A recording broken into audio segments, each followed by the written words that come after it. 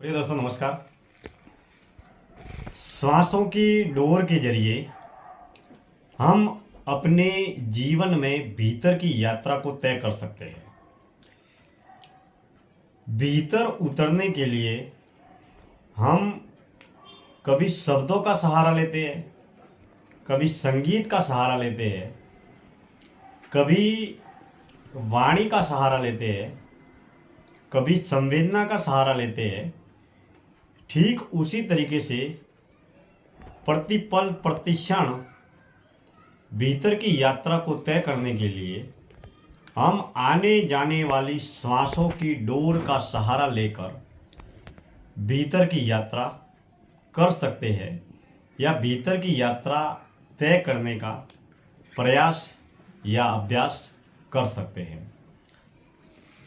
भीतर उतरने के लिए जिस तरीके से एक कुआं होता है, कुएं के भीतर अगर उतरना है तो भीतर उतरने के लिए, कुएं के अंदर उतरने के लिए उस कुएं में हम डोरी डालते हैं या रस्सी डालते हैं।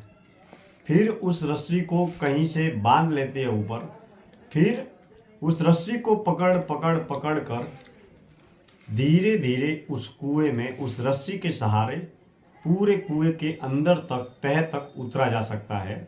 और फिर वापस जब उस कुएं के ऊपर आना है तो उसी डोरी को पकड़कर, उसी रस्से को पकड़कर हम कुएं से बाहर आ सकते हैं। ठीक उसी तरीके से हमारे शरीर के भीतर प्रतिपल प्रतिक्षण श्वास जो है वो आती है, जाती है, आती है और जाती है। श्वास प्रश्वास की प्रक्रिया प्रतिक्षण, प्रतिपल, प्रतिकर्म के दौरान घटित होती रहती है। अब जब से जन्म हुआ तब से हमारी श्वास चालू है और जब हमारी मौत होगी तब तक इस देह में चलने वाली श्वास प्रश्वास चलती रहेगी। जैसे ही हमारी श्वास भीतर जाती है और भीतर जाने के बाद में बाहर आकर जैसे ही हमारी श्वास या प्राण ऊर्जा बाहर ही रहेगी, जैसे ही किसी व्यक्ति के श्वास रुक जाते हैं, प्राण पखेरु उड़ जाते हैं, तब इस अमूमन सांसारिक, पारिवारिक, सामाजिक जीवन में कोई वेद हो, डॉक्टर हो या हकीम हो या घर वाले, परिवार वाले, समाज वाले श्वासों को देखकर, हृदय की धड़कन को देखकर उसे